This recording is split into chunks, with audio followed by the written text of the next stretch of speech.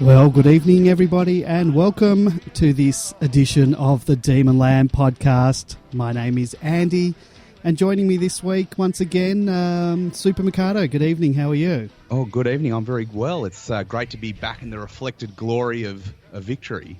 Especially a victory in the top end, which doesn't come all that often. I don't know, how many games have we won in the Darwin experiment years? I'm going to say in Darwin 3. The first one was that one where we almost blew about a 40-point lead in the last quarter against Port and won by a point. Yes. Ended with that classic interview where J-Mar was so tired that he just sat on the ground with Lee Colbert and conducted his post-match interview. And then there was a Freo, I think 2 years ago, Dockers game that we won. I'm pretty sure that's it. I think that's it. We've lost. We lost to Adelaide last year. That was in Darwin. We lost to Freo 4 years ago because that was, if you go back and remember that game, Freo that night were us this time, and us this time was Freo that time. It was, it was very much like watching Melbourne 4 years ago.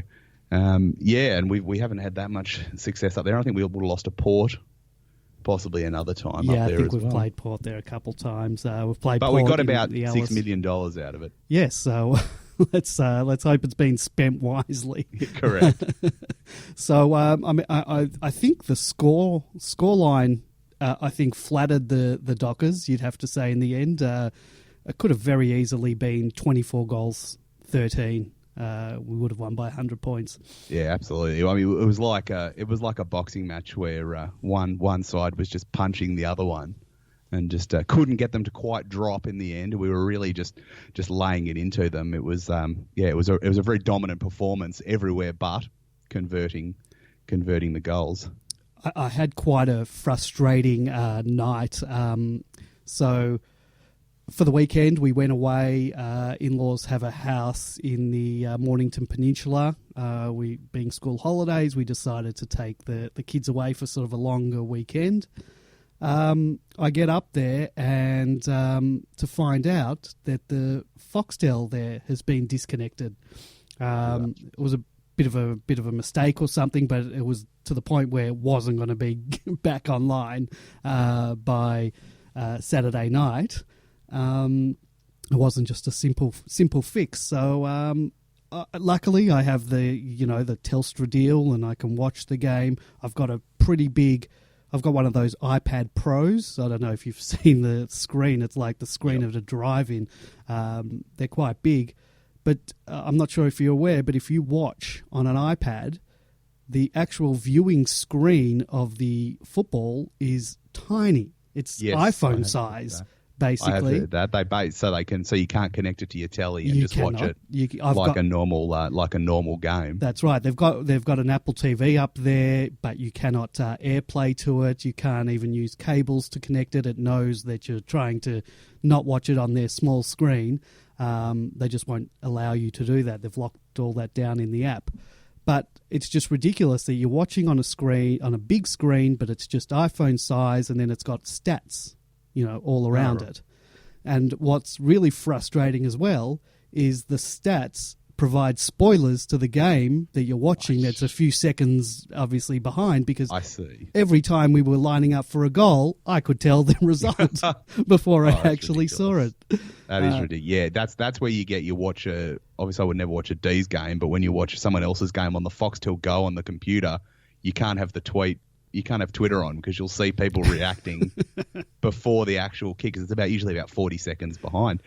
The only time I ever watched off an iPad, and it was straight off an iPad because I just connected straight to Foxtel, was 5 years ago. We lost to Fremantle by about 90 points, and it was the day after my wedding. So I holed up in the post-wedding hotel and said, "Sorry, love, I've got business to conduct here."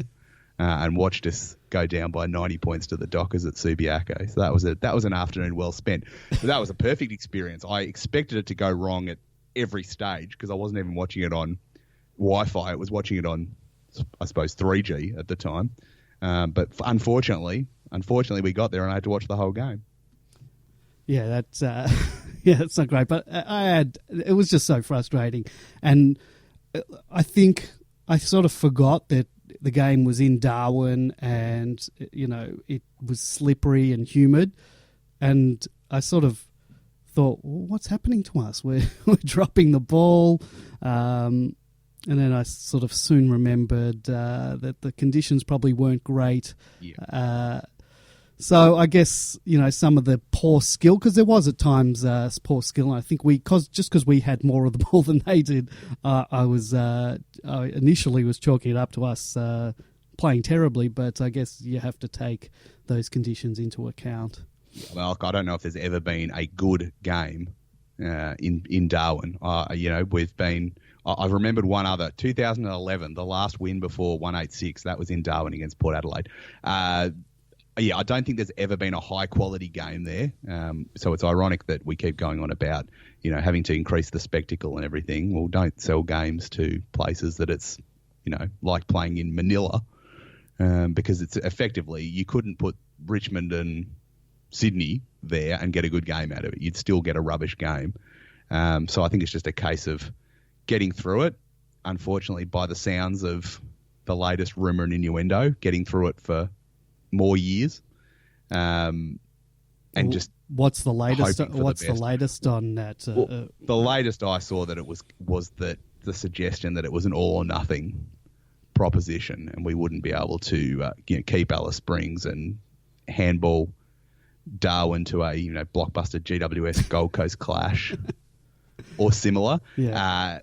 I still live in hope that we might be able to slice it down to one only, and maybe pocket $500,000 instead of $1 million, and make the Alice game all the focus on that. But I can't see it happening, to be honest. I think we're probably stuck with the Darwin game for a bit longer.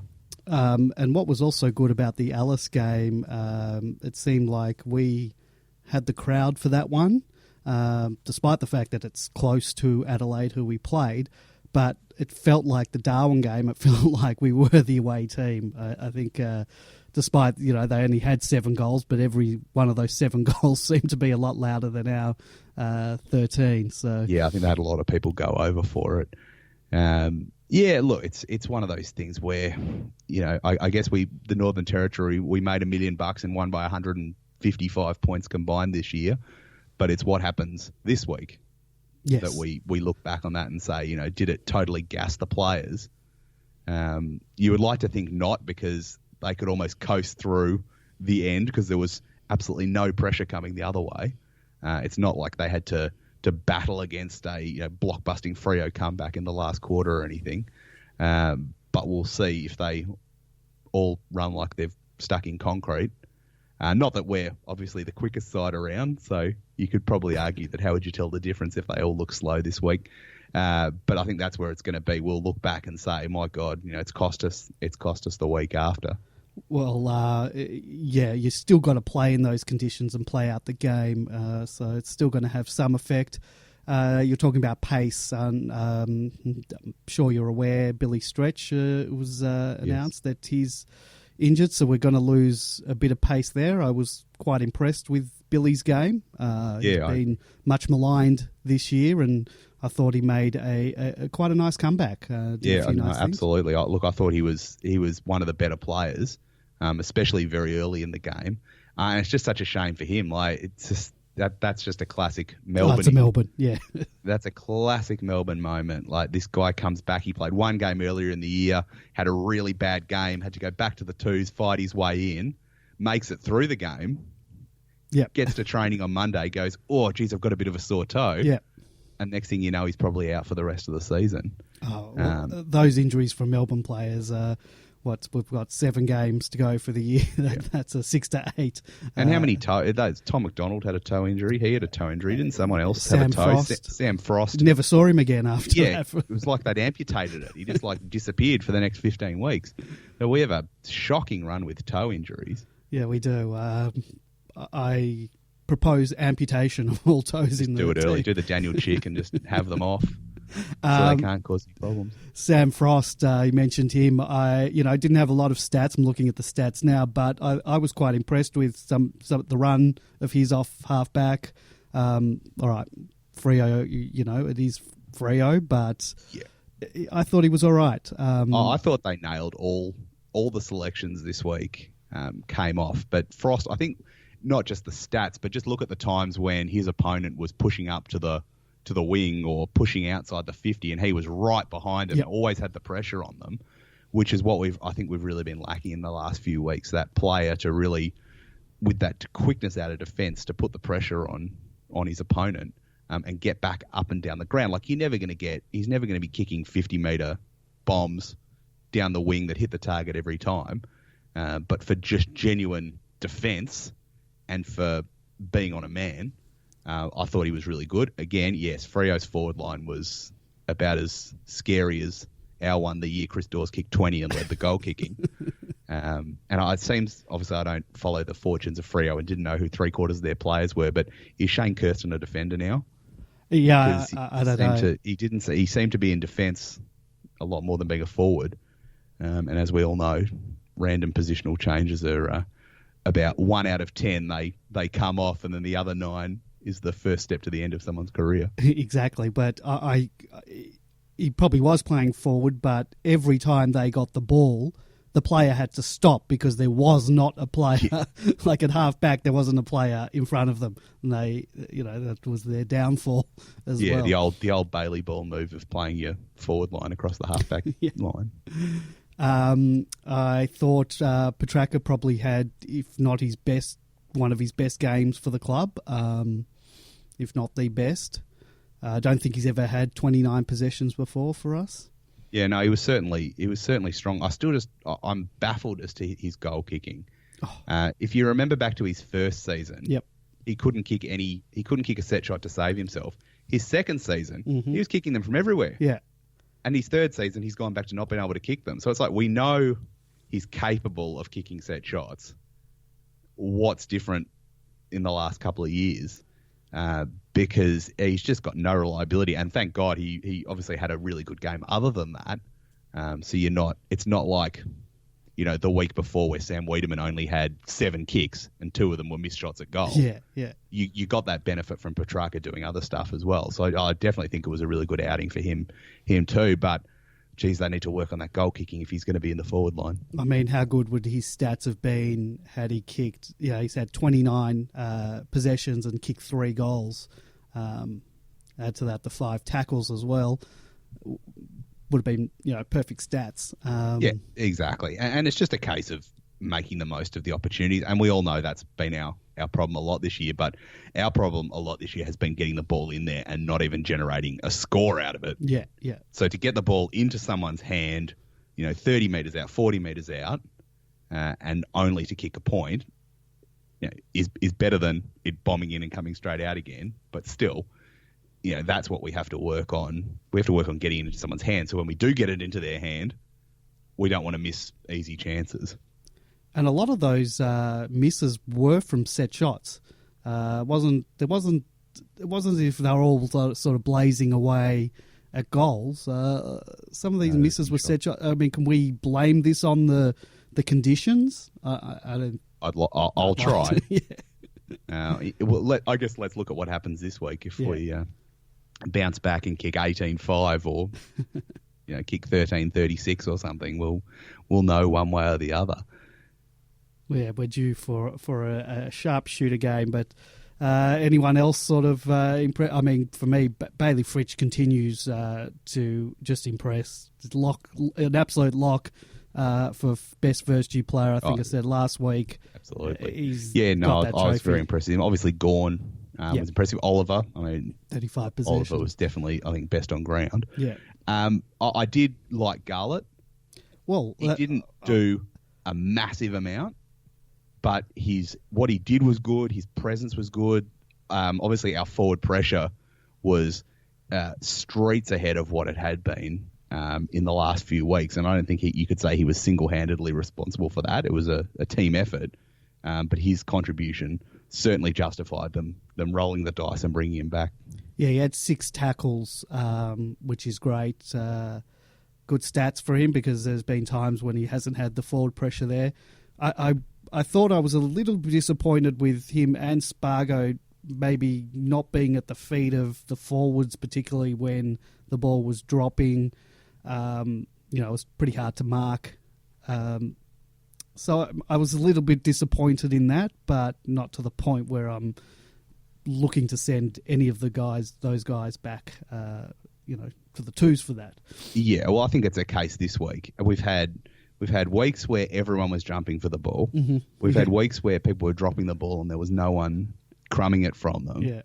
If we go in this week and you see either of those two again, then it's time to start, waving your wooden leg in the stands and calling for sackings because, we're getting the ball down there a lot. And look, we know it's not just Fremantle. We got the ball down there a lot against Port.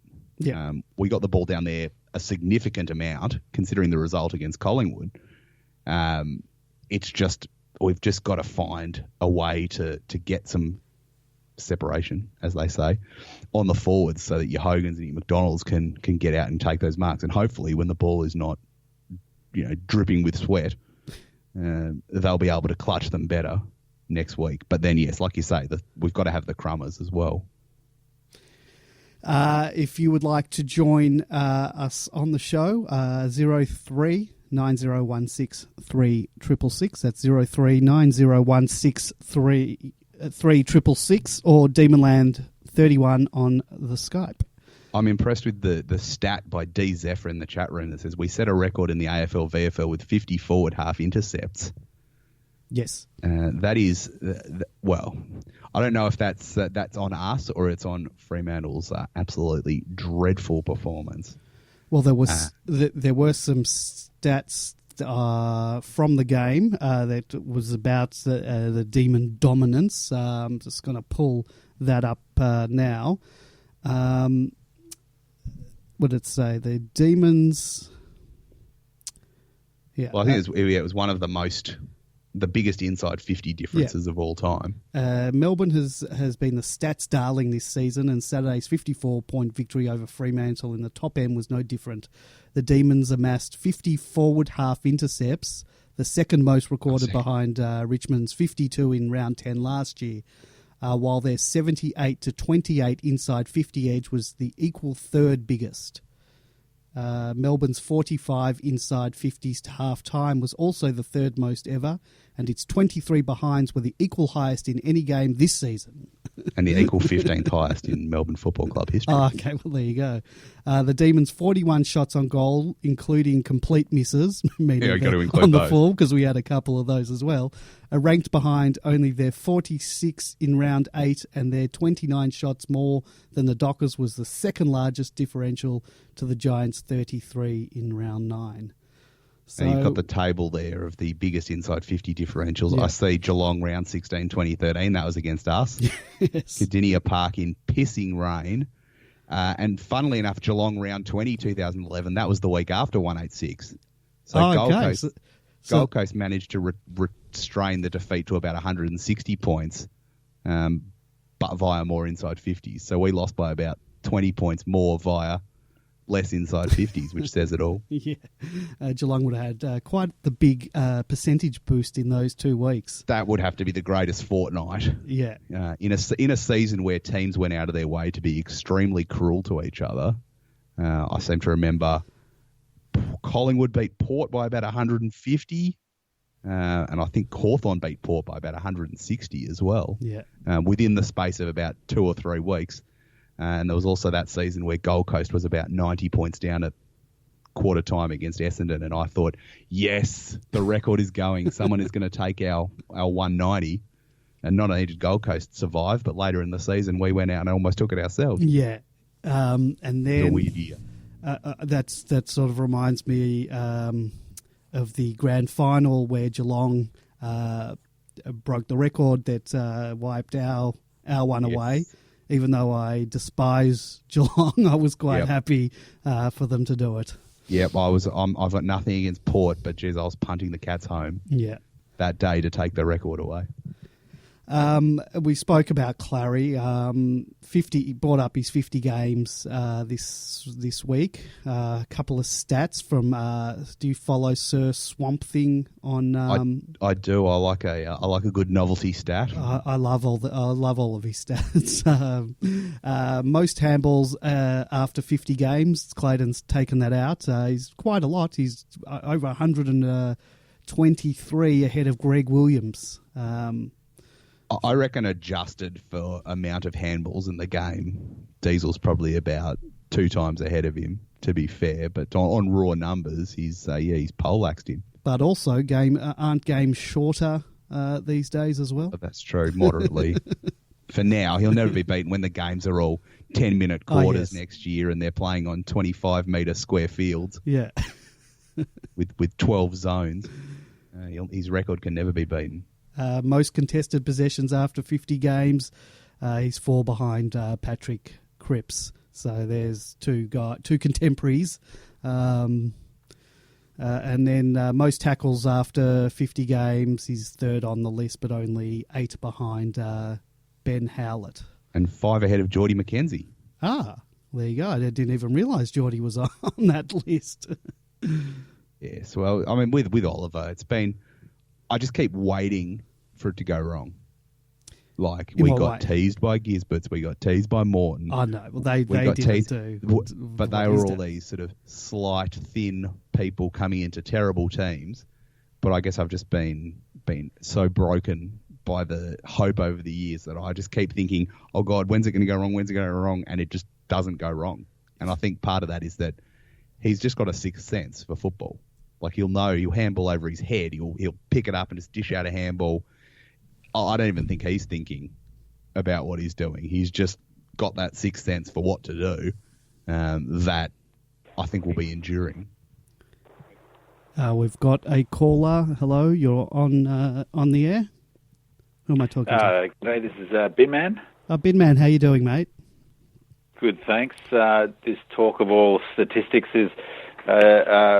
I just wanted to flag, actually, or to say I'm really super impressed with Super Mercado's Demon Wiki site. It's an incredible site and such a fantastic resource for Demon fans. And the numbers, I was looking at it today, and I thought it was worth flagging that if we make the finals, Nathan Jones will become the 4th, according to Demon Wiki, our 4th highest games player, which I think is...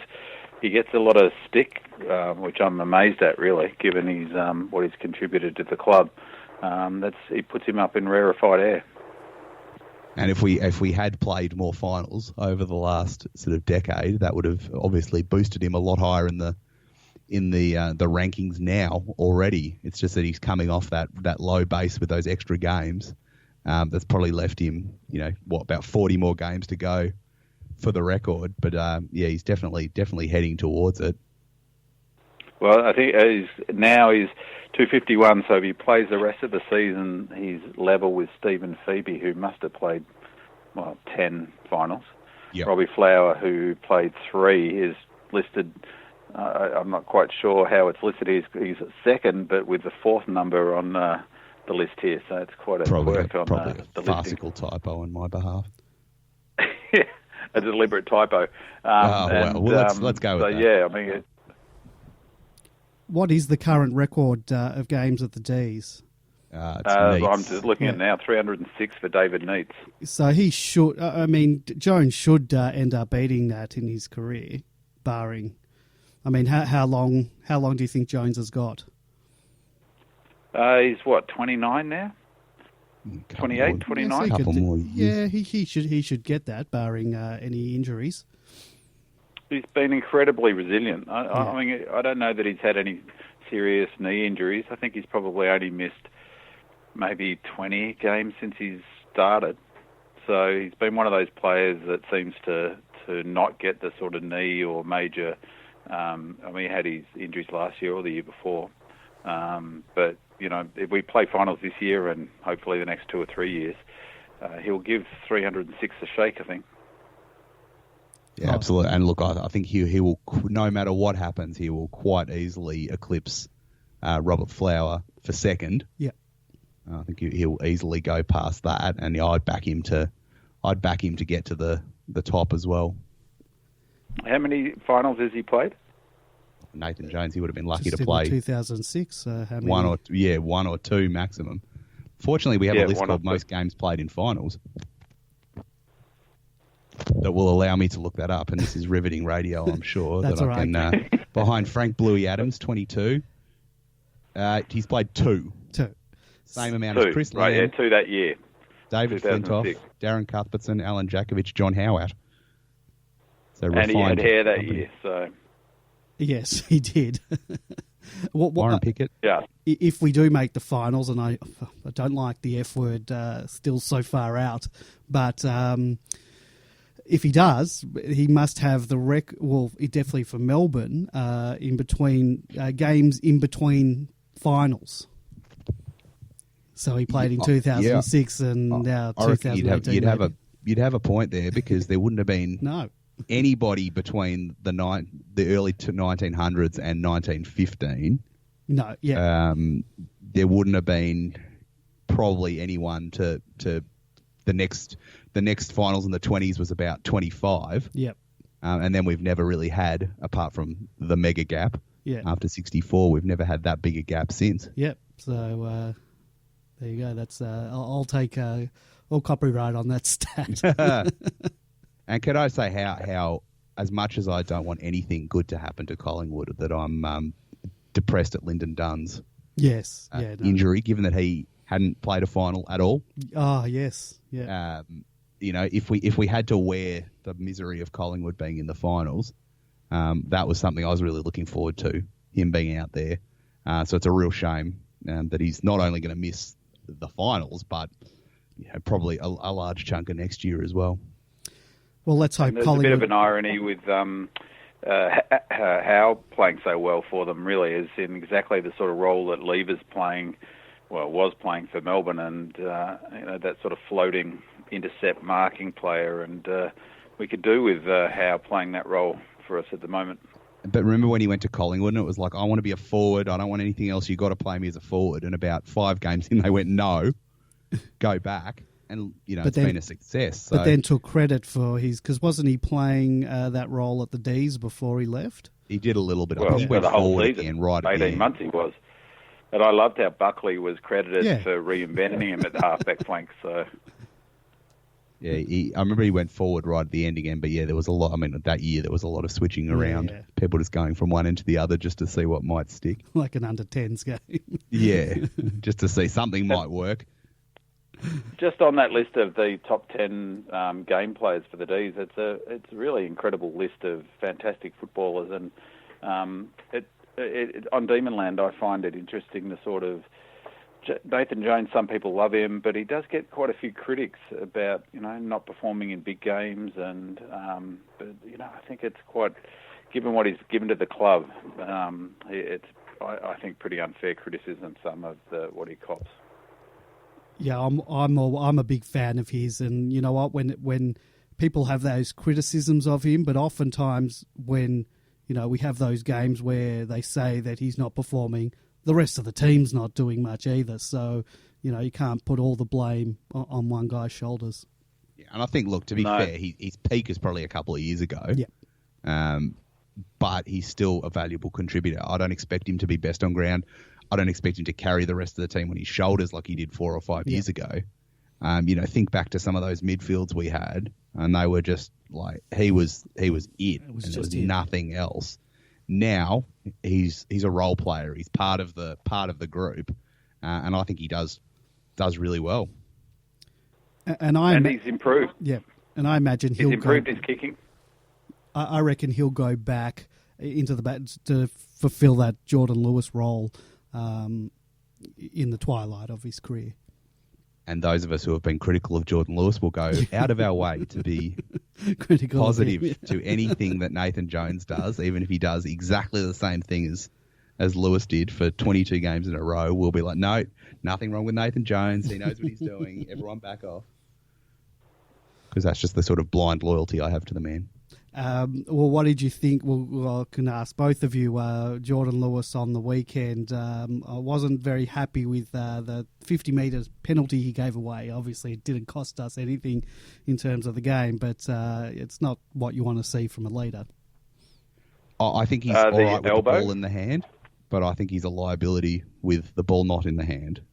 I think it's okay if he gets the ball, he's probably going to hit a target. But without the ball, I just think we really need to start looking at what the replacement is for next year, and whether there's one on our list, I'm not sure. Whether you look at a Josh Wagner, for instance, or you got to look outside. But I really don't think we can take him into next season. And I know there's a very passionate thread on Demon Land about Jordan Lewis, where people are almost coming to physical blows, pro or anti. But I just think that we might get away with it this year, but we're not getting away with that in 12 months' time. Bin Man? No, he will retire, I think, at the end of the year, I would have thought. I mean, my feeling is I'm sort of loath to criticise players, but I mean, from my perspective, our biggest weakness at the moment is our lack of pace. And there was some commentary about, I think Nash has said, about the kicking, whether he was, it was smart to kick off the ground because it was slippery, but I think he's kicking the ball off the ground because he can't bend down. It looks pretty evident. And he's a smart player, he's a good user of the ball, but he's slow. There's no question about it, which is why Vince is out of the side. You can't have, I think that was a good thread on D. Mullane. You really can't have both of them at the moment. And I can see them swapping, actually. I can see Vince coming in at some point for Lewis. I can't see Lewis playing next year. There was a presser today with the coach, and I think the question was asked about Vince and whether they can play the two of them in the same side. I'm assuming both of you don't think that we can. No, I have been saying that all year. Bin Man? No, I don't think we can now. I mean, my biggest concern for the D's is twofold. Is our kicking skills. We don't have enough players with really sort of not so much elite. We just don't have. We have too many players who turn the ball over, particularly at the sort of through the middle of the ground, and we don't have enough pace. So those two are both good kicks, but they're not quick enough.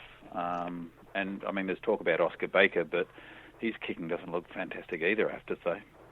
So, well, we've got the this week. Obviously, Billy Stretch is going to be out, and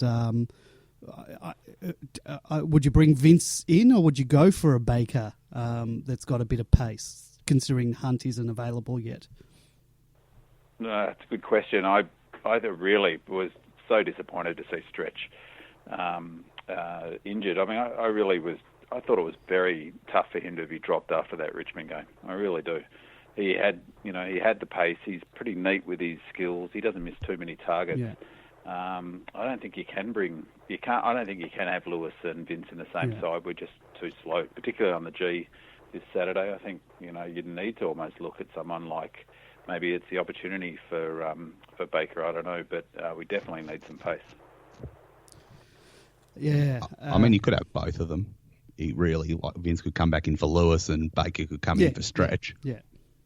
The reports from training were that Smith, I think, because I think he did his hip or something, strained something on the weekend. I think he was having a test early on at training, but then joined the main group. But there might be a cloud on him as well. Right. Well, the last time we played the Bulldogs, they basically played without a forward line. Didn't help them that one of their few forwards, did a hammy in the first quarter, but. It's not like they're and please don't replay this if they do us in Kilda and kick 130 points. It's not like they're a fearsome attack. Yeah. And Bontempelli is out as well. Was it the Dogs game when Lever got injured? Yes. Yes. At Docklands. Yeah, I forget the name of Sorry that to be stadium. like the ABC. Sorry, at Etihad Stadium. So he got injured. We were down a defender in that game, and we still were too strong. But at the G, I mean, they've got good spread. So, I think that Oscar Baker definitely comes into consideration. But it's a real shame for Hunt. It's a real shame for the club that Hunt, one, dropped down, but two, got injured. And I think from memory, he got injured in the last 30 seconds, or if from memory, the last kick of that game, I think against Collingwood, perhaps. And so I think he's a huge loss for us, actually. That's another typical Melbourne injury, right on the death knell of the game. Yeah, it only happens to us. Yeah, it happens in the first 20 seconds or in the warm up. I remember we once lost a Phoebe in a warm up. I think back in the late 80s, early 90s. Could you bring the player in at the last minute at that point? Did they used to have the holdover? No, I don't think so. I think in the warm-up, that's bad luck. I think a Carlton player this year got injured. Might have even been Murphy or someone got injured in the warm-up. Yeah, and they had to run the other guy out of the change rooms about 5 minutes into the game. Do you remember there was a North game before they really tightened up on the rules? There was a bloke who played in the VFL. As in I don't know who it was. The game played before for North, the game played on the same day. The day I don't think before. it was the same ground. Oh, not even the same ground because they used to play before. Yeah, played for North against or played for Werribee, whoever they were at the time. Went to the game. Someone got injured in the warm up, and he came on and played half the seniors game as well. You never get away with that now, and that was only probably 7 or 8 years ago. That's amazing. Bin Man, anything else?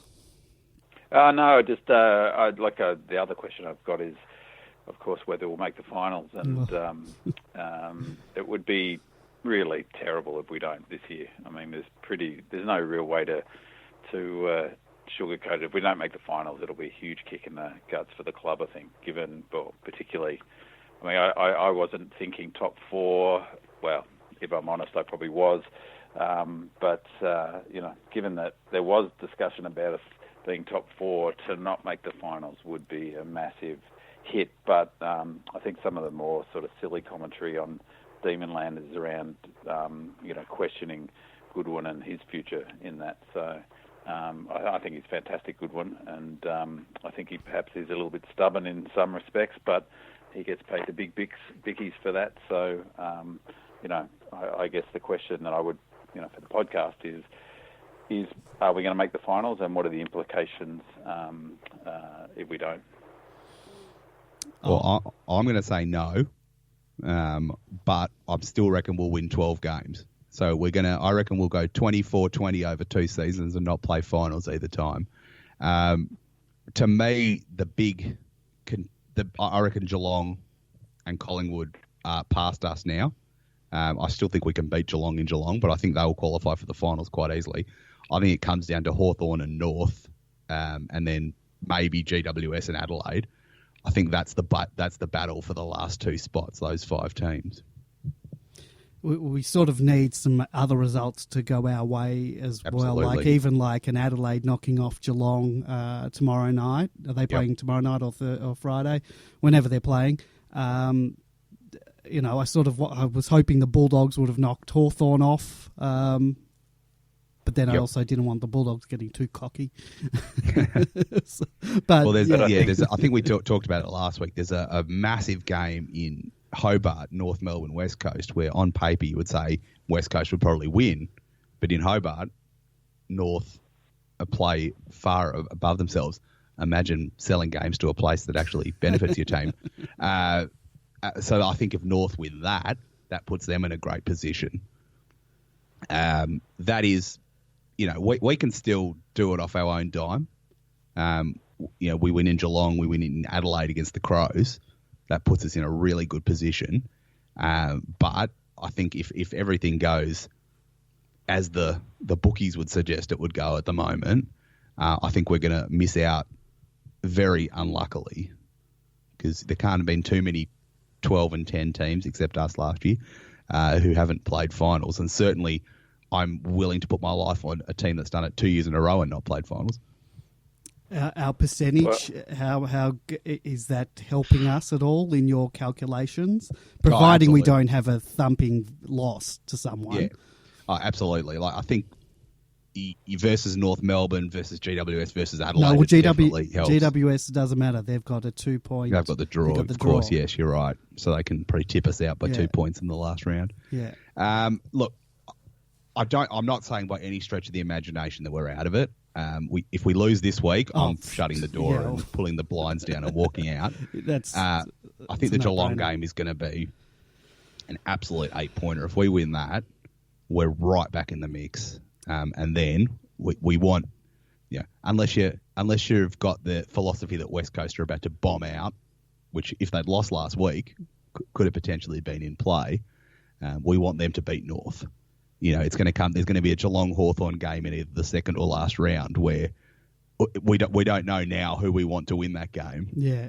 Because it could be crucial for us. So we've just got to win at least one of those Geelong or Adelaide games, and then get a few results going our way and win all the ones we're supposed to win to be in the mix. But I can't see us finishing any higher than 6th now. Super Mikado, do you think is Sydney at the G and GWS at the G are the ones we should win? Sydney at the G winnable, but not. I think GWS we would probably be more likely, and fingers crossed they've been, put away by then and roll out the Dylan Buckleys and the Dawson Simpsons of the world for the last round. But look, if we win two of Geelong, Adelaide or Sydney at the G, I think that would put us in a good place. We've got it's Sydney at the G, isn't it? Yep. We play them at the G. So for me, they're the two critical games. I think that we struggle against Sydney because I think that their strength is our strength, the contested ball. And I think that if we beat both of those sides, for me, we make the top 8. Our percentage, I think, Andy, will be a huge benefit, 120 plus. I think we're only behind Richmond. Yeah, Richmond. Aren't we, on percentage? And I think that if we win those two games, we'll make the finals. And I think what was the other one? The Geelong. We made the finals. We deserve to make the finals. We need to beat those teams anyway if we've got any chance in the finals. So our time is now for that. He said GWS and Sydney. Oh, gee, I said, well, I think the Geelong one is crucial just because they're also in the race with us. The 8-point game. I think that we can. The more opportunities there are to sort of sneak through the crowd and make it, the better. I wouldn't want it to come down to the last round where you've got Adelaide plays Carlton, Geelong plays Gold Coast, Hawthorn plays Sydney, so that could be on the cards. North plays St Kilda, and Collingwood play Fremantle away. There's not many favours coming our way in that last round if we want if we require other results to go. I can't see Adelaide pressing, and I'm more confident of being Adelaide in Adelaide than Geelong at Geelong. I mean, we just don't win games of footy at Geelong, so I reckon we can mark that one down as a loss. And sure, if we win it, that's a complete bonus. But they play it so well. No one should have to play football there. What happened to the days where they used to, if there was a big game, they might move it to the MCG? Remember those days? Waverley, just to really take the piss out of Geelong fans.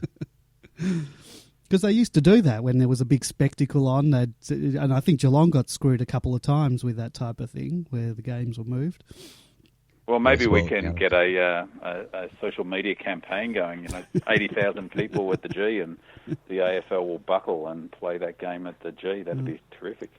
Can we maybe try Docklands just for the just to be cynical for the benefit of winning it? Yeah. All right, fellas. Thank you very much, both for Andy for Demonland and for Super Mikado for Demon Wiki. They're both fantastic for us long-suffering Demon fans, and keep up the good work. Thanks, mate. Thank you. Appreciate the call. Cheers. Bye. That was Demonland contributor, Binman. If you would like to join the conversation, 039016 3666 or Demonland31 on Skype. So we sort of went a little bit all over the place with things we're going to talk about. We've talked about Oliver, Casey. Before that, Wayne Carey's bizarre suggestion. Were you aware of what the scenario that Wayne Carey laid down? It was more a suggestion for Carlton to trade their number 1 pick for 3 ex-GWS players who currently play for the Ds. That was Tom Bugg, Dom Tyson, and Sam Frost. Now, I was aware of the suggestion, but I didn't twig at the time that it was the 3 ex-GWS players. So now I'm starting to wonder: was this a Carlton GWS gag that has just turned bad on Wayne Carey? When I heard the suggestion, which is something that I read on Demonland, so I just read the words of what the scenario is, I said, Wayne Carey's got to be taking the piss. Has to be. It's just a joke. maybe a joke at Sauce's expense because he loves be salivating at the prospect of getting 3 GWS recycled players. But then you look at the video. There was video on Facebook, 7 AFL Facebook page, put up the video from the Talking Footy or whatever show he's on. He was serious. I don't think there was a joke in it. They should have stopped the show and forced him to undergo a drug test. Unless I cannot read sarcasm and have lost the ability to... He was serious. Or if he's a rare comic genius. It wasn't even... I would have even seen that. He was dead serious as a suggestion. I mean, that's classic forum trades where it's like, let's just package 3 players up for like one great player. Look, I tend to see where he's going in that they don't want to just, because we've all been through this. Yeah. You don't just want to drop a number 1 draft pick in a shambolic environment. But I think what you do, if you were going to get rid of the number 1 pick, you want to do like the Salem Tyson thing, and you want to get a player and you want to go from pick 1 to pick 5 or pick 6 or something like that. You still want to get a good kid in, but in that case with the number 1, even then you might want to get 2 good medium level players in. Yeah. I'm not sure at the moment a Tyson or a Bug are really the kind of players that you want. Like at least a Frost is a big body. He's quick. He's got good attributes. I don't know if that might have just been an example on his behalf, but I think from if this was us doing the deal, I would say, for God's sake, no. Let's still get a kid in, but let's say, all right, instead of the number 1 pick, we're going to take the number 5 pick because, as we all know, in 5 years' time, it's just as likely the number 5 pick is going to be the best player out of that draft. Yeah. But then you also get the mature bodies in who are going to make a difference to a list that's crap. Technical term. Yes. Well, talking about number 1 picks, I mean that our old Jack Watts. Now I saw an interview with their coach. What's his name? Ken Hinkley. And he was copying. He was trying to stick up for the old number 1 pick. He was going, you got to realise he's not a number 1 pick anymore. We got him for pick 31. Oh. Jesus, it's fallen to that level, has it? God, I feel bad for him. I could almost have him back for like, pick 75 or something, and just start again for romantic purposes. Well, he wouldn't have missed goals on the weekend, that's for sure. No, but mind you, Tom McDonald had one and he flubbed it, and he's the new great white hope of goal kicking. So it might have just been one of those nights where everyone was off. No, I didn't get to see any of the Casey game. I hear that it was in shocking conditions. I was in the Mornington Peninsula, and it didn't stop raining all weekend, particularly on Saturday. I imagine that was the conditions in Melbourne as well. Yeah, it was an absolute Casey Fields special. I did watch it all, especially when it became clear North weren't going to kick a goal, and I sort of wanted to make sure that I sat there and saw a team not kick a goal in a game for the first time ever. Look, it was one of those games where there's really hard to take anything out of it because it was just such slop football. Jay Kennedy Harris was really good. He was sort of playing like it was a dry day. And Aaron Vandenberg, I think he had about 6 tackles in the second quarter alone. He only came on at quarter time. Yeah. And he looked really good. I've always been a fan. But the question is, do they bring him back and play him as a midfielder, or do they bring him back and play him as a forward? I'd play him as a last forward. Season. I'd play him as a forward. And there you're going to miss probably the 6 tackles in a quarter. Yeah. So it's at least he's going to be an option. Well, does he have pace? Does he have pace? It was probably hard in that, but does he have the pace to go in the midfield at AFL level? Yeah, I'm not sure. I'm not sure. Like obviously his first season he was, pretty good. Yep. And then after that they more shifted him forward. I guess he just provides an option to do either. Do you think we'll see him this year, given he's all right with injuries, gets through games, gets a bit of fitness behind him? depends where we're at. Like if we lock in a team now that's going to start winning games and we don't want to make changes, I wouldn't have thought so. But in the end of the year, look, if it goes wrong, if we get injuries, I think in a few weeks' time, once he's got those games, having not played a game of footy for 600 days, whatever it was, he's going to need a few more weeks.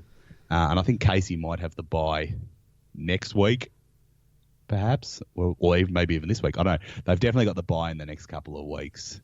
So that kind of throws a spanner in the plans of getting games into him. Can we play him? They seem to have about 27 buys a year in the VFL, so there's always one not far away. What are we in round 15 now? We're playing the Bulldogs this week.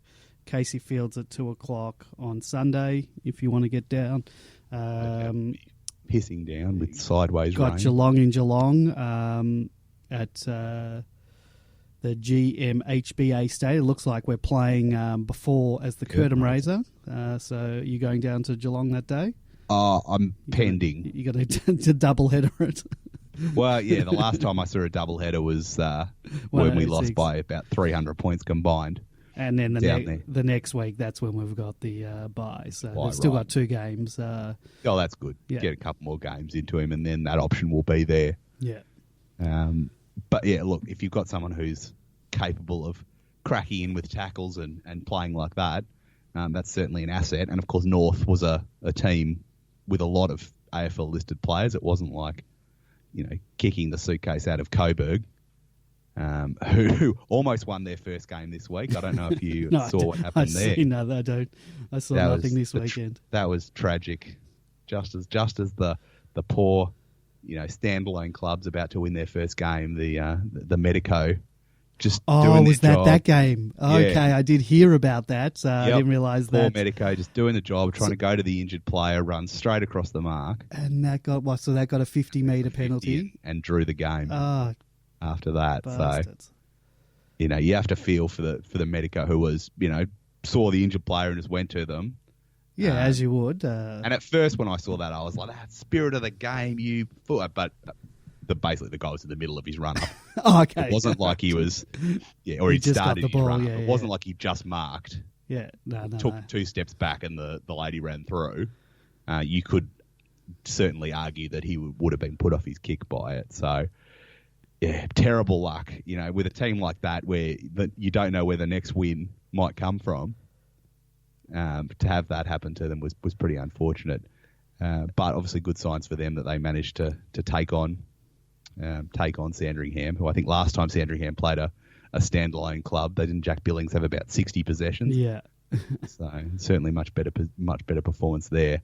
But look, there wasn't that much to take out of that game, probably apart from Kennedy Harris, Vandenberg.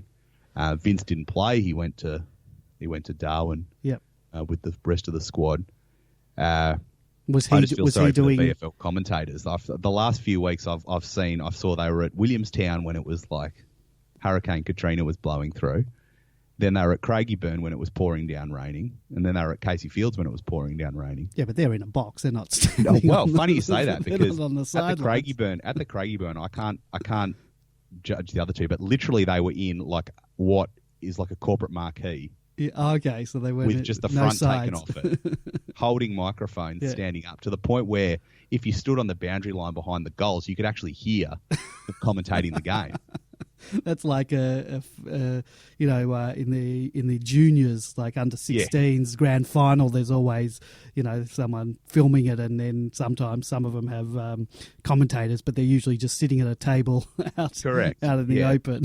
The only difference was they stood up, which stood up, and I understand. And then Jason Bennett, who I don't know how he's not on Channel 7 all the time, and had to go from Casey Fields to Docklands to call an AFL game. The same day. So, Jesus, talk about the hardest working man in footy commentary. He's done 3 games in shocking conditions in the last sort of 4 weeks. And then he's pulling double duty on the same day. So I can't see, having watched a few VFL games this year, it baffles me how he has to stand in a sawn off corporate marquee at Highgate Arena, Craigieburn, and Brian Taylor gets paid probably several $100,000 to call games and just yell things and say ethnic player names in a funny way. It just makes no sense to me. So, Jason, if you're out there, right on, brother. I think you should be elevated to the call team immediately. You mentioned JKH. Where's his career at? Do you think he could be? Bin Man's said he actually thinks JKH could be a smoky for a call-up and could bring something. What are your thoughts on I think it's him? in the same position where if we need someone, he could be a chance. If we come out of this week, I don't think he'll get picked this week, but I think if we come out of this week needing that sort of half-forward, someone who's going to accumulate possessions but can also kick a goal, which, to be fair, the half-forward line last week, Melksham didn't really do much.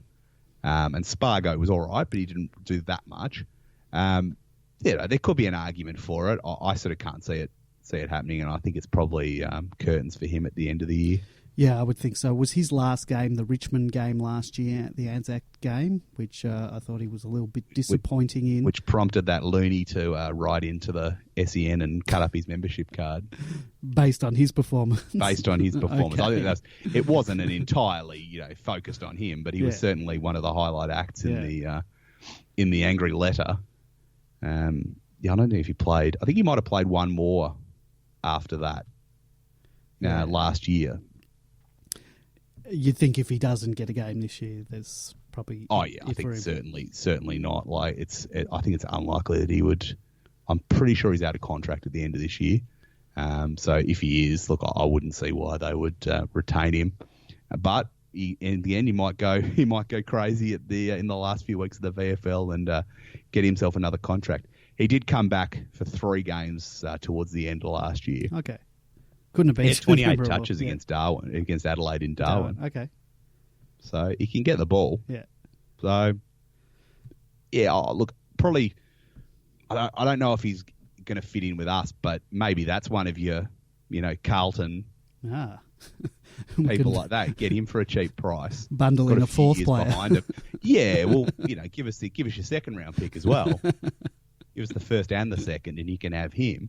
I wouldn't write off his career, but at the same time, I'm not really sure he fits in with what we're doing at the moment. Just off topic, what do you think of Carlton not asking for a priority pick? Is that crazy? It's shooing to get it. It retains their dignity, but who cares about that, really? Correct. There's no dignity in football. I've been a Melbourne supporter for 40 plus yees. Well, yeah, we only did it when we were trying to scam our way into getting better compo for James Frawley. Yes, that one under the table. Because didn't Brisbane get picked 20 or something a couple of years ago? They sort of got the priority pick, but it wasn't the super priority pick. So I think if I was Carlton, I'd be coming out and saying clearly, don't give us pick 1. We're not asking for pick 1. We're asking for, a pick at the end of the first round or mid-second round or something like that, just to give them some options, give them, to get a medium-level player or even to use it for a trade. Look, you may as well ask for it. Your dignity's already gone. It's out the window. You may as well at least roll the dice. But I would say, making it very clear that you're not expecting to get pick 1 because they're certainly not going to give you that.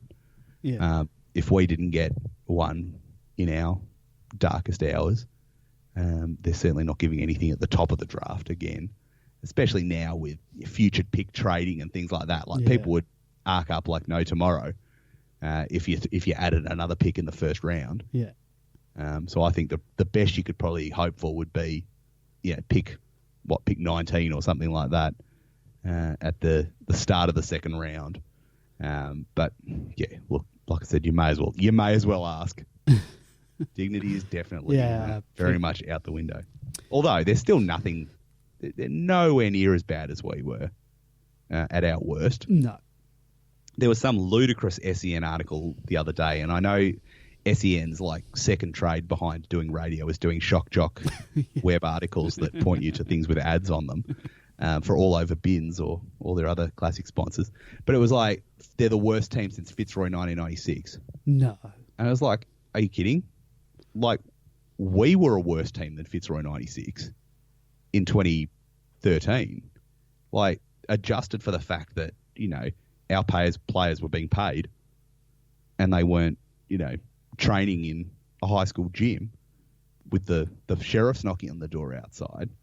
Fitzroy, until the end of that season, they might have only won one game, but they didn't suffer too many massive beatings. Like, everyone remembers that 150-point loss in their last game in Melbourne.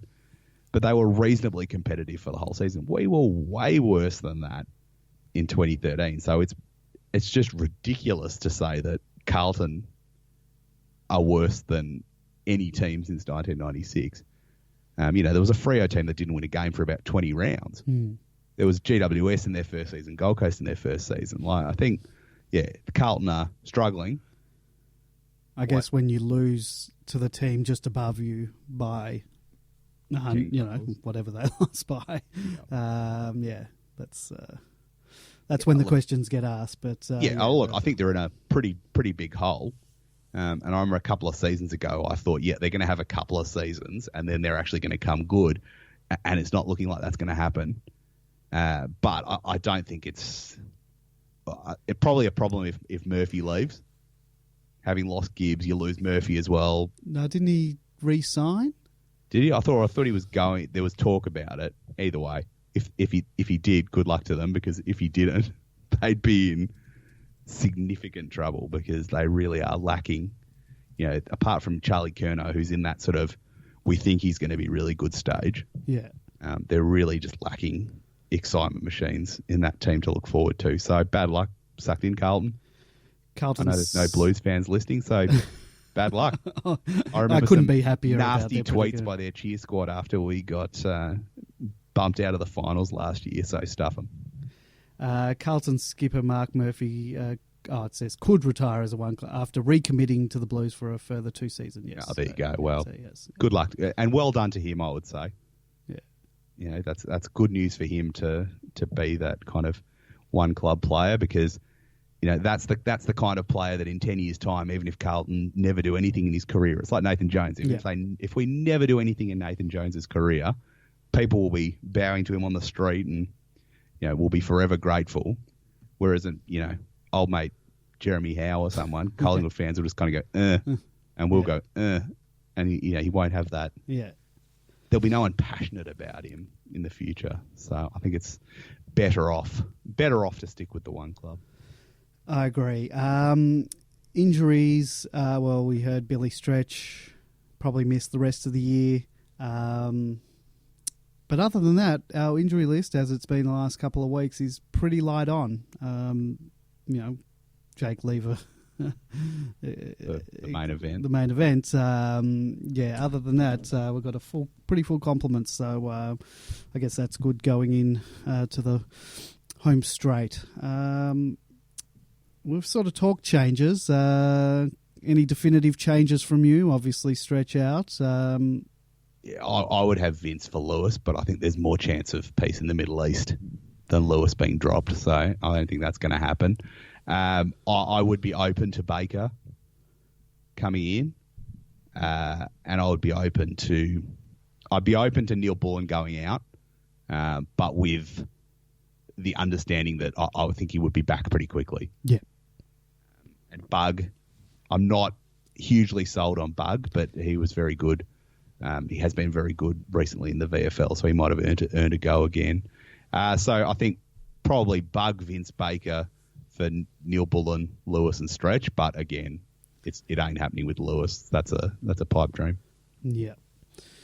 And we talked with Binman about our run home and ladder predictions, so I don't think we need to dust that off again.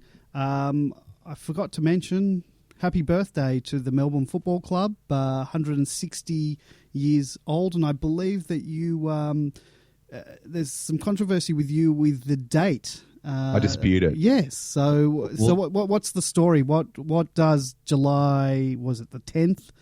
Was it yesterday? Yes. Yeah.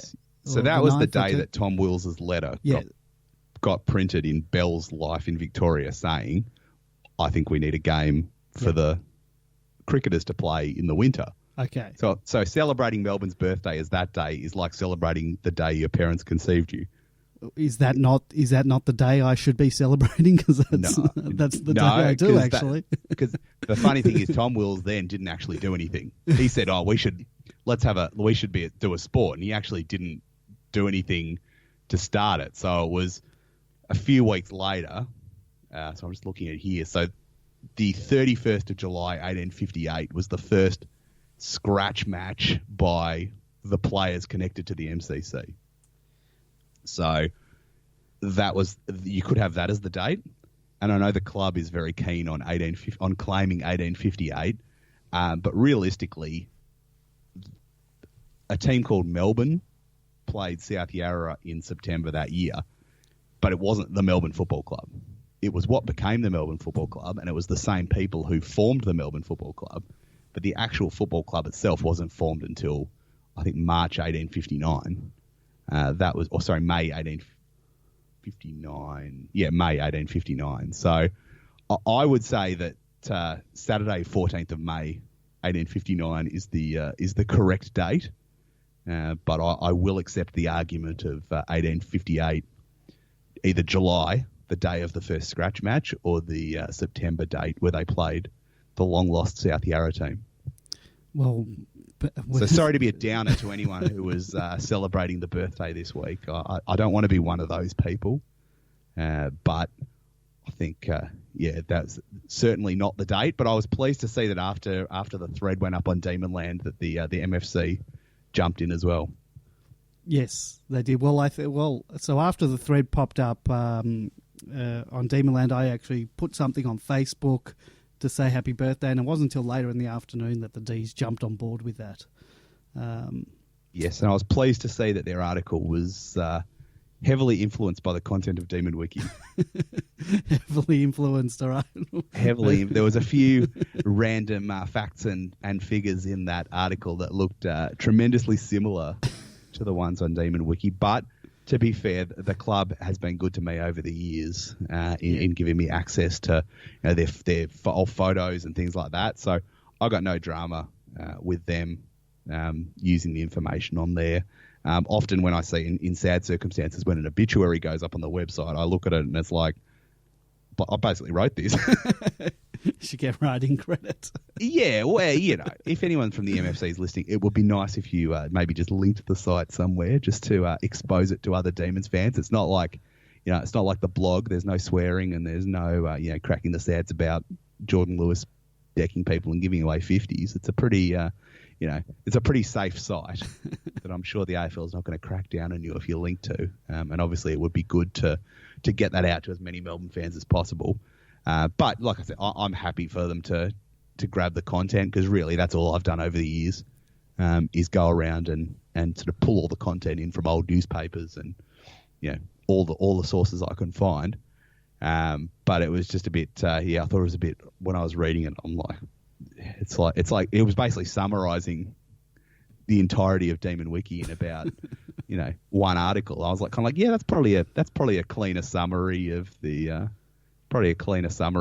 club's history than the 7,800 pages that we've got on the wiki. So maybe you can take their version that they've cleaned up for you and put it on. Yeah, so we could look at it that way. Collaboration. They'll probably sue me. It did say exclusive to melbournefc.com.au at the bottom of the page, but I suspect that might just be in the template. I'm sure it is. It just reminds me of, and I was telling you earlier that when we did the Djakovic interview, they basically, the AFL site basically did a word-for-word transcript of just everything that Alan Djakovic said, and it just seemed like they had interviewed him. And that is a disgrace. Well, I can understand the Demon Wiki. Look, it's open. It's there for people to grab stuff off. The clubs don't. But that was original content that you guys went out and got an interview that had been coveted by many people, including me, who had tried to get in contact with the people organising the event that he was at in Manila and get them to give him my details. Well, that's what I did. Yeah. Well, there you go. You must have beaten me. And you went out and did all that yourself, and then they go and just nick it without even sending attribution to you. That's rubbish. They ended up doing it after I wrote to them a sort of. It was a sort of a passive-aggressive email. That it would be nice if you, I love the fact that you've done this and it'll get it out, but could you at least link to the actual audio of it? Yeah, correct. I don't care about the clicks and any money that it then comes, the ads. I want people to actually listen. Doing controversial. Yeah. He wasn't doing Rodney Rude routines in it or something. Yeah. It was a very standard interview. There was nothing controversial about it. So then they did attribute it, and at first they just attributed it by writing Demonland, but then I asked, can you put it actually a link to the website, and they obliged. So pretty. They got there eventually. Yeah. Thanks to AFL Media. Yeah. So supporting other organisations. And to be fair, I mean, I guess we occasionally use images on our website that are licensed by the AFL. So yeah. Yeah, well, they're the AFL. Yeah. It's free advertising for them. They should be, what's the word I'm looking for, encouraging that footy media, podcasts and all that kind of stuff. I think so too. I think I've always thought even the Melbourne Football Club should be embracing the different supporter groups, online and whatever.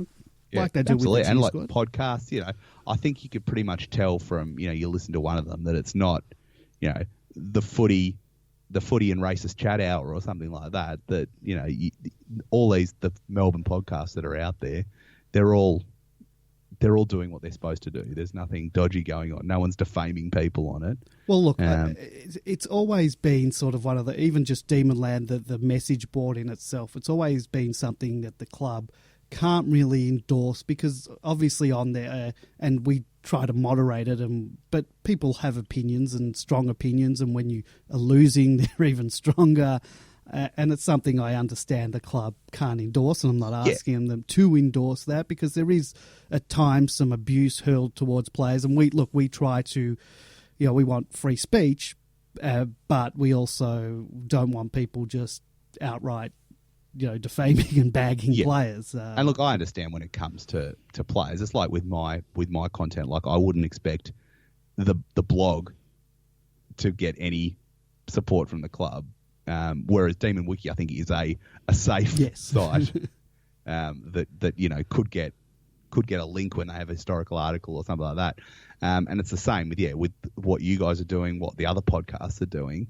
When there's interesting content on it, when you had Paul Roos on it, Brad Green, Aaron Davey, those guys, they're saying things that would be interesting to a wider audience. Yeah. And without just ransacking it, AFL Media style. It would be great if they use that to create an article to whoever's podcast it is and say, on this podcast, this person said this, I think that would be a really good thing to build the community. But there just seems to be this obsession with keeping everything really tight within the bounds of, if you couldn't also put it on the AFL website, don't put it on a club website. Yeah. Which I think is disappointing. I can understand to a degree where they're coming from, but I think in this new world of podcasts, that's a lot different to a forum. Yeah. No, I totally agree. Have I lost you there? No. I thought I lost you for a sec. Yeah. I might have just turned the microphone off for a second to have a coughing fit. That's all right. No problem.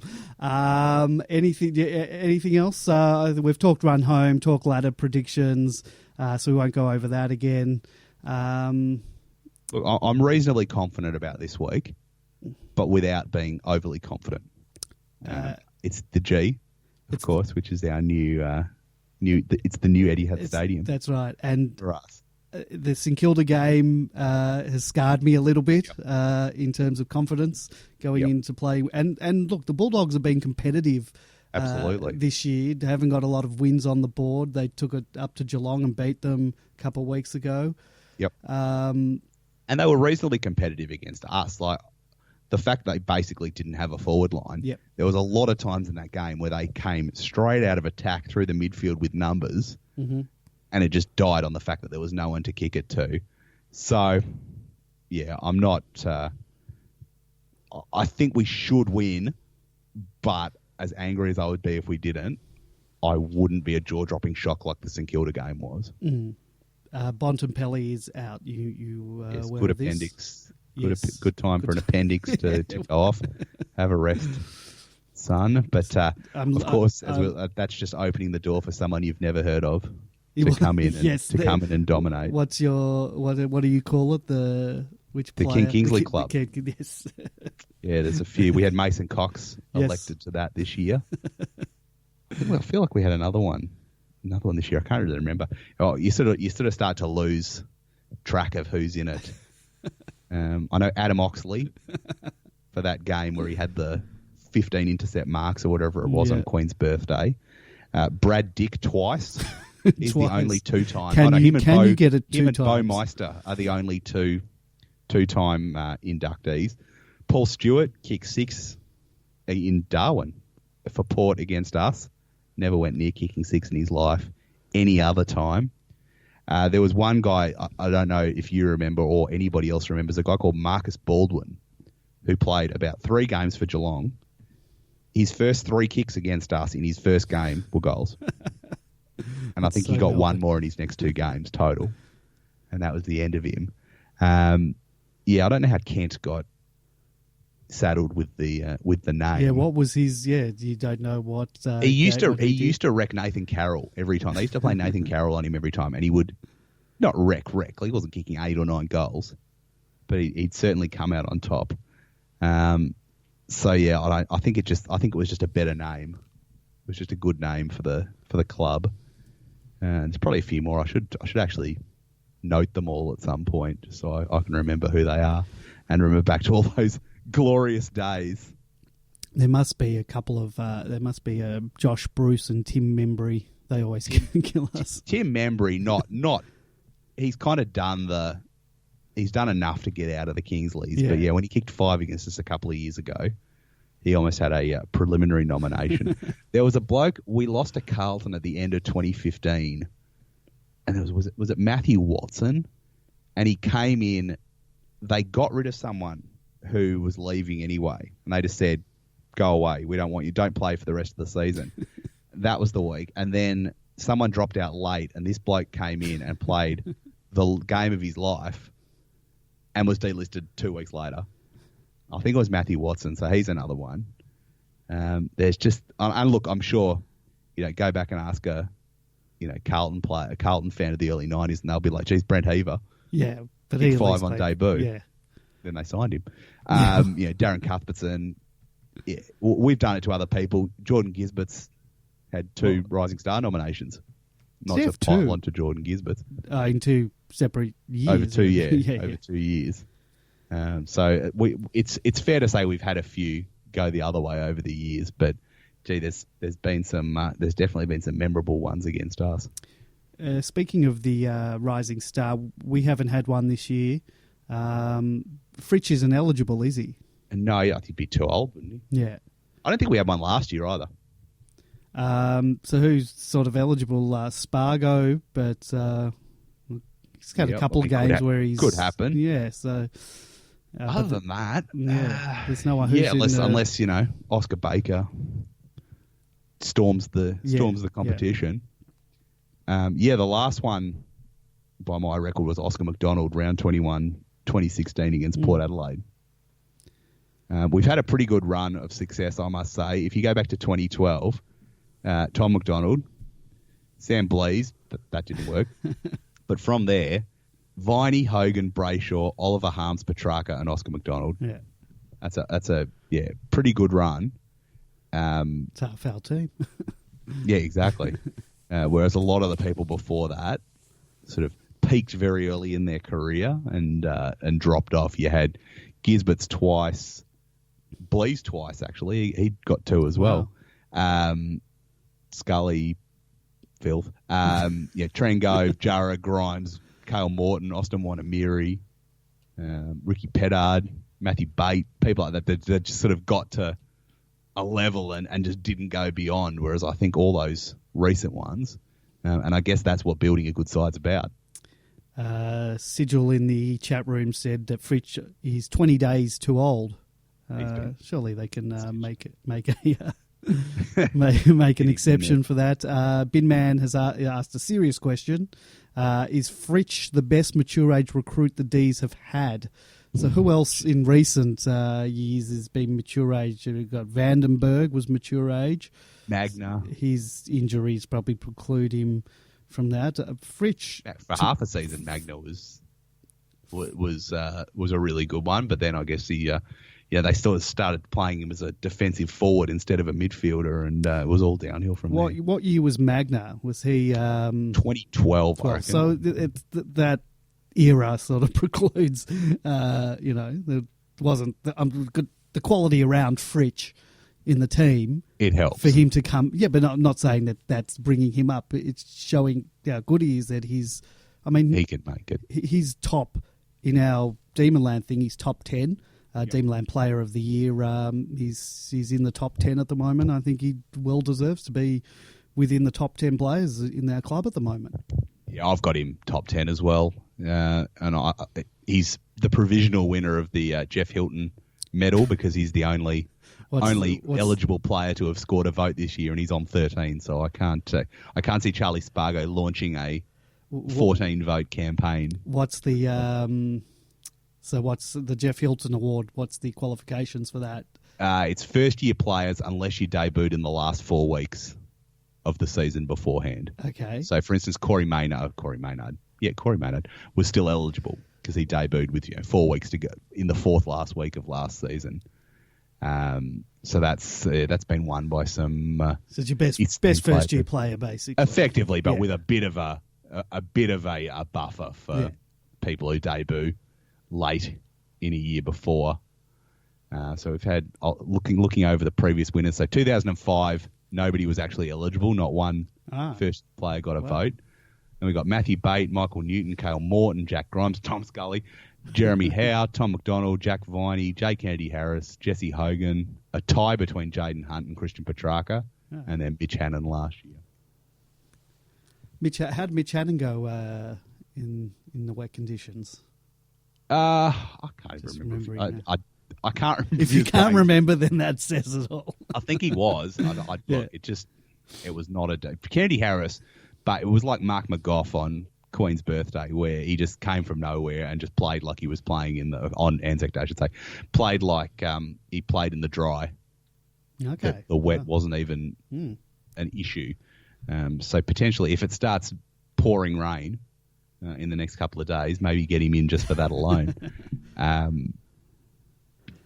So I had Hannon on top last year, and then Fritsch is the only eligible player to have scored votes so far this year. So he's a first year player, but he's also in that mature age category. And the question was, is he the best mature age recruit that we've had? Thinking about the other ones, I think against Vandenberg and Magna, certainly. I'm trying to think of who the other ones we've actually had were over the years. Darren O'Brien. He was like he was a mid-90s one, wasn't he? He was about 26 or something when we picked him up. You got Guy Rigoni. Yeah. And he was very serviceable over a number of years. I'd have him in front. Yeah. Andrew Leoncelli, arguably. Yeah. He came from the amateurs. He came an odd way to the club. Peter Walsh. Yep. He came via a couple of other. I think he was about to join the army or something, and we picked him up. But like funky, but that was a second club. He went back to the VFL, and we picked him up from there. Picked him up after he'd gone back to the VFL. But first time AFL players. Look, I'd certainly say off the top of my head, Liam Jurra. Was about the same, if not older. So I'd probably have him behind Jurra at the moment, but I'm fairly confident that we're going to get a lot more out of him. Yeah, he's just the long term skills sublime. He picks the ball up really well. He always uses it. I mean, his size has not been his slight frame has not been a factor for me And I just think it's a anything. credit to him that they've been able to use him somewhere other than the forward line. Yep. Like he's been drafted as a forward. Yep. I wasn't expecting him to play anywhere except sort of that third man in the forward line. He's been very good. Yeah. Coming out of the back line, playing as a winger, whatever you call it. Yeah. I think that's a real credit to him. And then the St Kilda game when he went forward and still kicked 4 goals. Yep. Yeah. So I think that that's been a great pickup. Yes, arguably for all the anxiety people had about Watts at the time, it might turn out to be an excellent deal. I think it's so far. I think it's a win. Yeah, I mean whether trading Watts for that pick was the right thing to do is still a question to me. Whether sort of giving him away for practically nothing, but the fact is we've got something good with what we did give him away for, so it's worked. Where it might not have worked, but it has worked, so it's been a positive. Not to rehash that, but I think the fact that the club were willing to give him away for that shows that they did not want him at the club for whatever reason. Yeah, I mean they obviously know. They know what their reasons are. Yeah. In the background, but I think it's almost swapping him for pick 31. It's almost like jumping into a river without knowing how deep it is and celebrating when you don't break your neck. We've survived, but whether it was a good thing to do in the first place, they know better than I do. Yeah. All right. Well, we might revisit that at some point. Yep. And you can bag that quote up and play it whenever you like. Of the club knows better than I do. Well, I think I've said that on a number of occasions. Not always with confidence. And sometimes you say it and you think 5 years later, no, I could have actually done a better job than that. Well, you know what? I sometimes think that in terms of moves to make, maybe not during the game, but changes from week to week. I think we called it last week. I think I was wanting Frost to come in for a while, and I'm not going to say I know more than the club, but look, I think they really, they absolutely nailed the selection last week, and I think, like we said last week, it was Garlett might not have played the game in the VFL that said you must pick me, but he'd done his time. We needed to know one way or the other. Exactly. If he was going to come and just sort of trot around, then we could have said at least we tried. He's come in, he's done the job, he's really contributed. And hopefully the next few weeks he can get in the goals as well. But I think that their decision was justified. I must say, looking back to the Paul Roos era, I would have asked something about this if I could have crafted it in a way that wouldn't have had him coming out thinking I was a wanker. But I was always critical of the way he used the substitute. It would always seem that we would pick someone like Aidan Riley and then put them on when we were like 10 goals down. And you're like, what's he going to do when you're 10 goals down? What's he going to do when you're 5 points down? Like, that's the kind of player you'd want at the start to crash a few people and, chuck a few players around and then sub them out for someone who's going to make an impact. And I was looking back on some of the things I wrote in that era. It was always like, what's he playing this person as the sub for? So, I think it happens in every era. Like, we might end up looking back at this era, hopefully, as a glory era, and sort of history will be rewritten. It'll be like, oh, yeah, Simon Goodwin, never doubted him. Absolutely never said about Jack Watts. Yeah, I didn't want him. I'm glad we got rid of him for Brownlow medalist Bailey Fritsch. But at the time, it all seems, like everything they do, you second guess. And then sometimes your 2012s, 13s, perhaps, we all look back and go, yeah, we were right at the time. But there might have been a few people at the time who were the other way around, going like, no, just give him time. I remember that I held off on Neil for that whole first season and said, no, you got to give him time. He's inherited a list. There were problems, whatever they were in the past.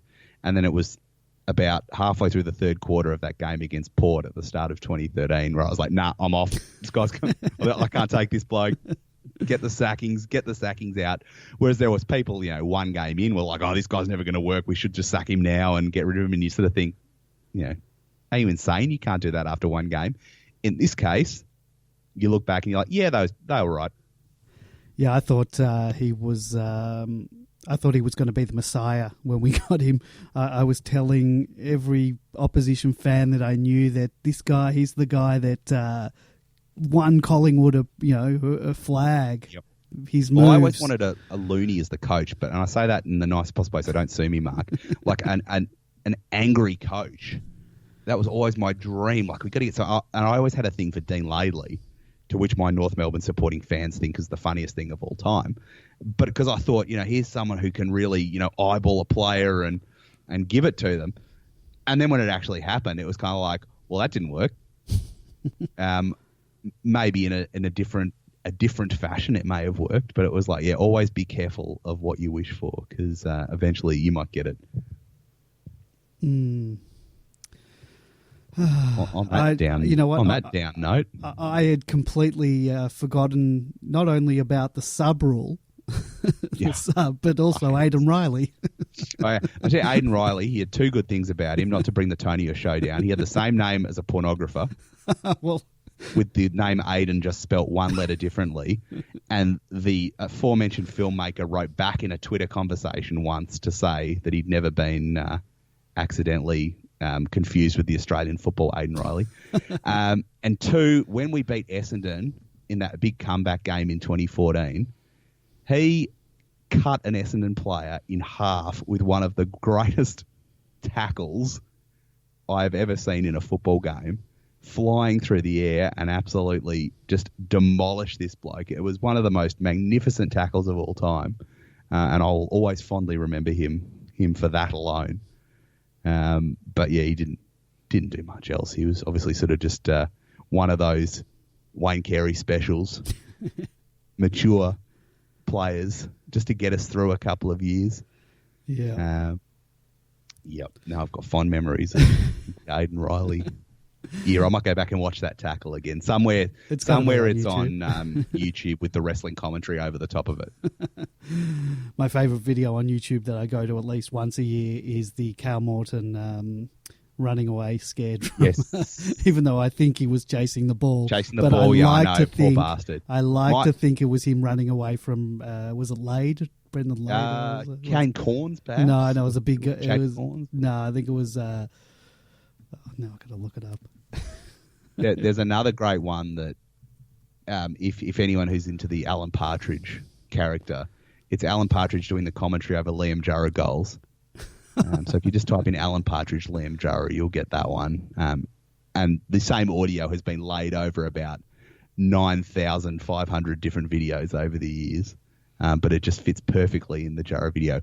And you will also become extraordinarily depressed at seeing, a minute and a half of Liam Jurra kicking goals over his head and around the corner, and thinking what could have been. What was the? It was Jurra. Alan Partridge.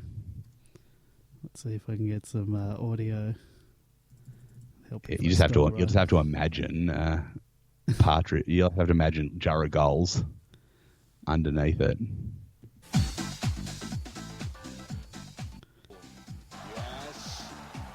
Yes. It actually works really well. That was a goal. It actually works really well. Yes, just type in Jurra and Partridge and you'll get it straight away. Super Mikado, you want to plug your various works? Yes, of course. You can look up the blog on demonblog.com. Still going since 2005, so surely the longest running sports blog around. Of course, Demon Wiki, as discussed earlier, at demonwiki.org, and you can get me on Twitter at demonblog. Would you consider Demonland to be a form of a blog? Or, no, it's more of a forum, but been 2000, obviously, long, very, very long-standing in the forum world. Yeah. Well, we were at round 7, 2000. That was our birth. What happened in round 6, 2000 that convinced you that Jesus, we need a forum? Well, round 6, 2000. It had nothing to do with actual football. I was doing an IT course at the time, and we were learning HTML. And I just had to do a homepage and link it to 2 other pages as part of a project. Wow, so that's quite the genesis of it. Well, I can tell you that in round 6, 2000, we were defeated by Geelong at Cardinia Park by 25 points, which by Cardinia Park standards isn't bad. And isn't bad at all. Round 7, we played West Coast, and that was Whispering Jack's first match preview, which he provided the content for the preview page of that website that I created that became Demonland.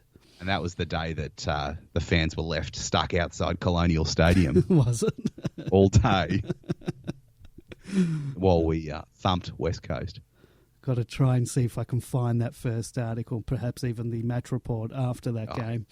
Because I'm sure he'll make historical stuff out. Like, what are your archives like? Because I'm sure there are NQR posts I would have done, 10, 15 years ago that I'd be absolutely embarrassed by if they came out now. Well, the old stuff, because we originally had another message board software that we didn't pay for, and it was all one of those, late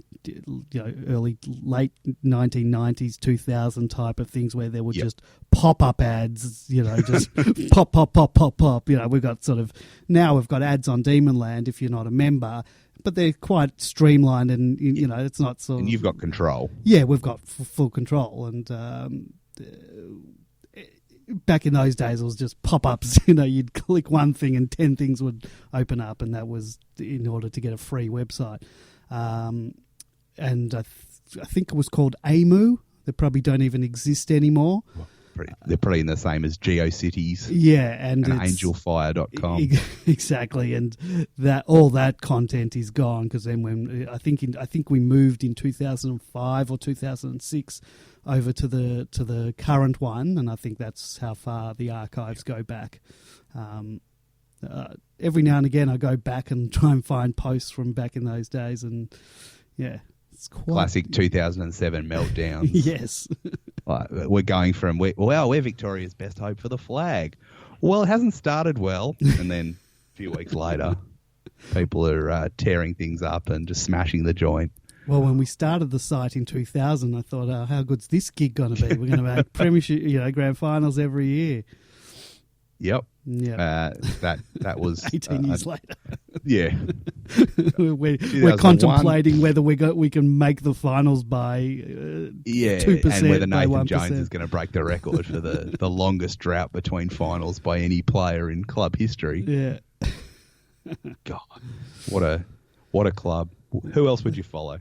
Why would you follow anyone else? Well, if I had gone with my mum's team, I'd be an Essendon supporter, and we'd all be on Bomberland right now. Yeah. Well, you guys would, and I would be. And... You'd have to take on Bomber Blitz. Yes. Which is a very famous.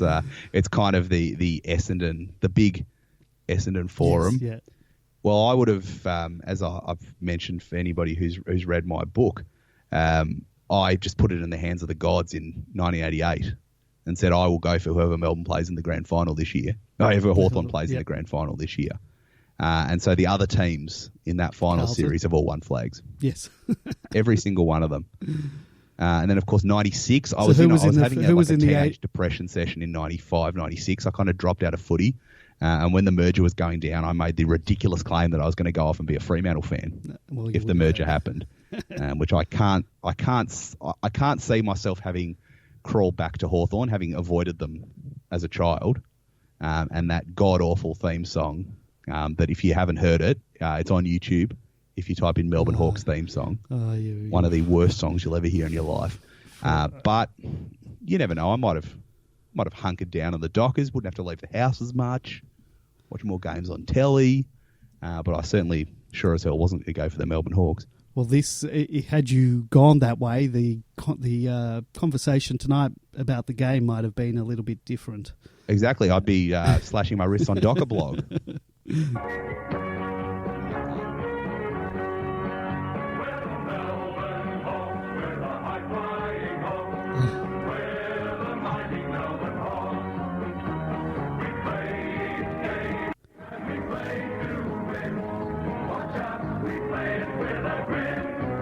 It's like someone just made it up.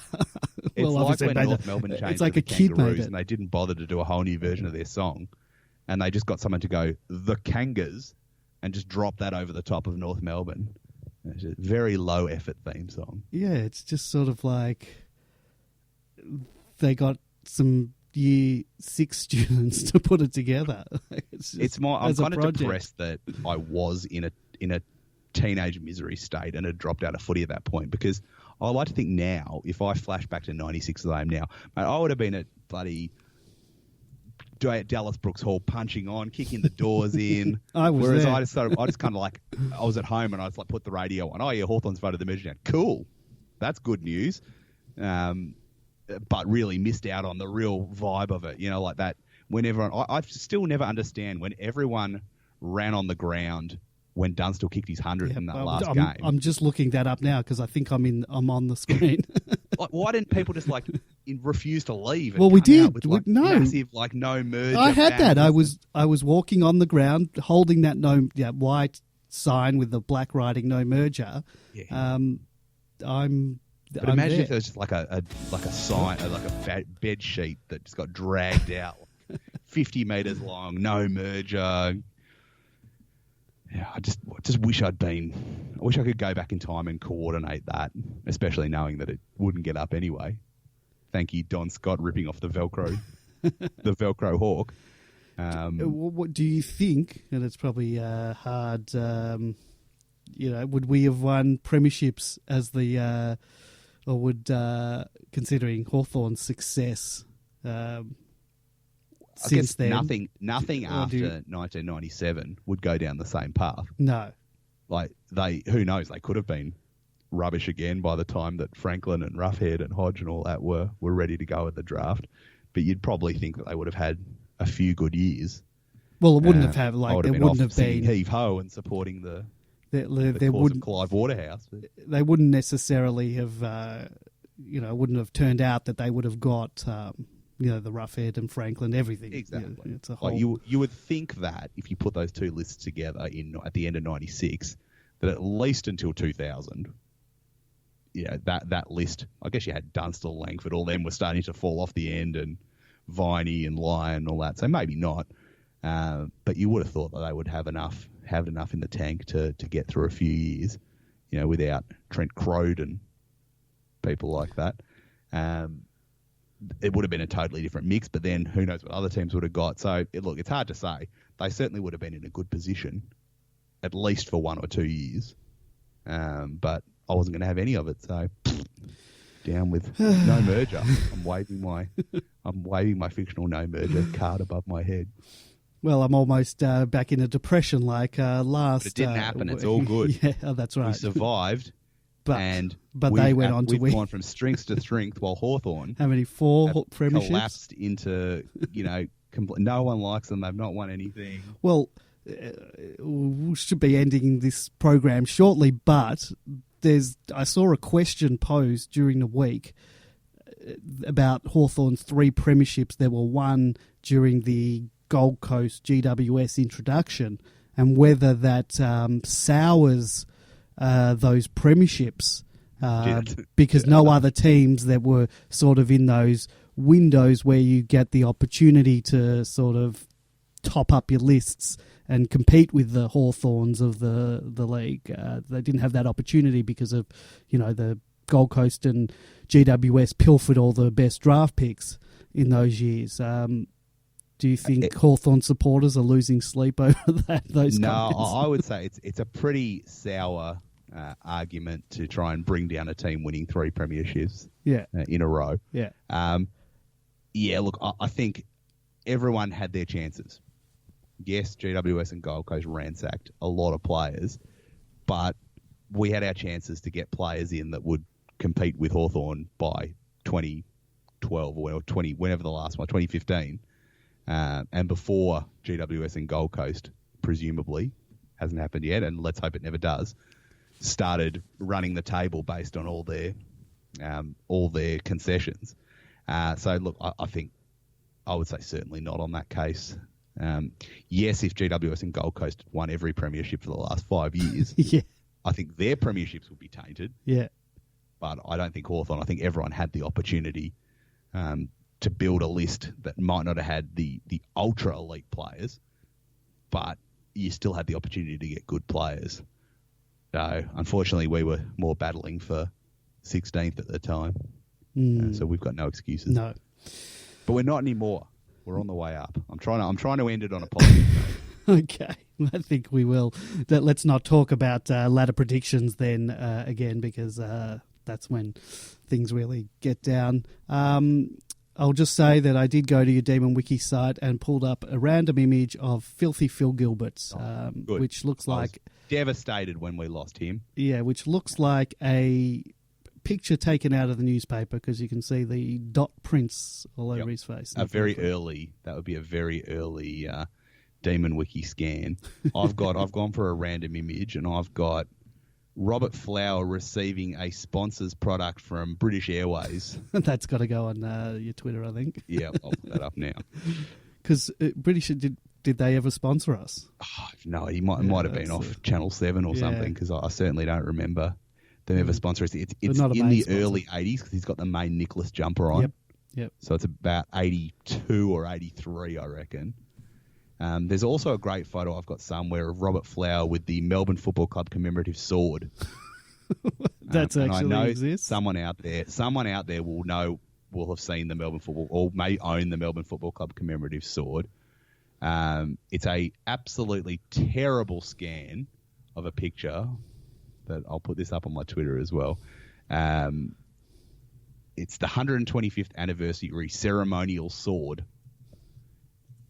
They asked Williamson Sword in London to produce a suitable piece of commemorative memorabilia for the 125th year. And this copy I've got has stamped across it only 22 left. And there was a point in about 10 years ago when the antiques shop in Camberwell Junction was actually selling one of the swords.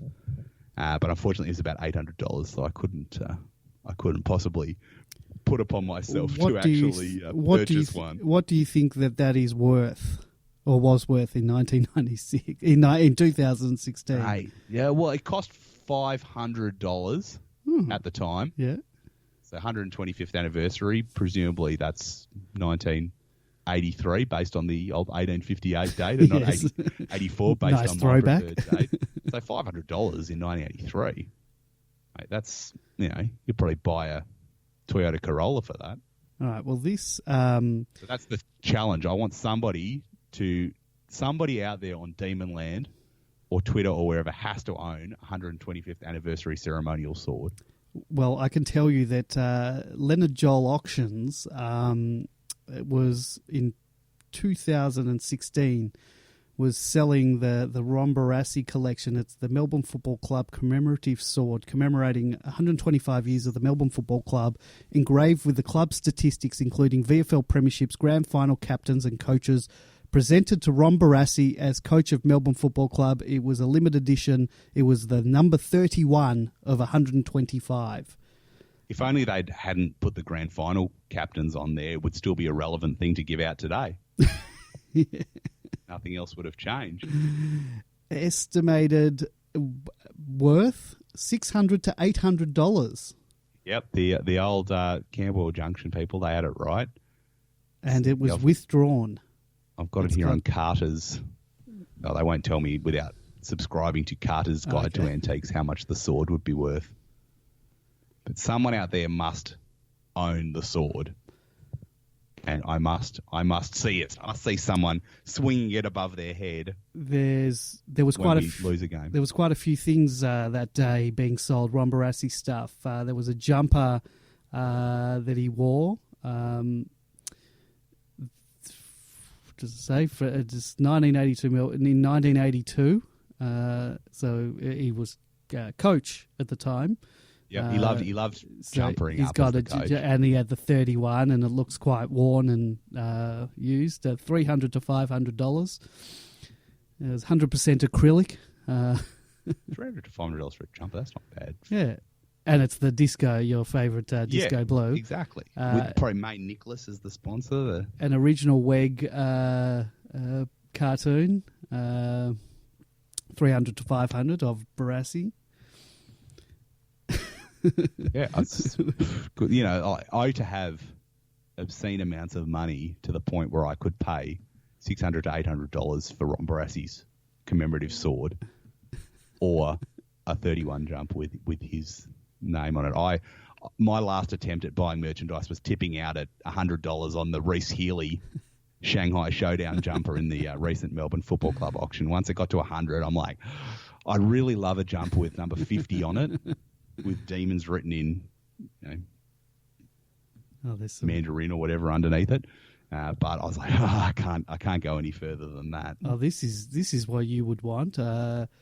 This was an archive of Ron Barassi's coaching notes. So it's got like typed up notes, but with his handwriting sort of also on it.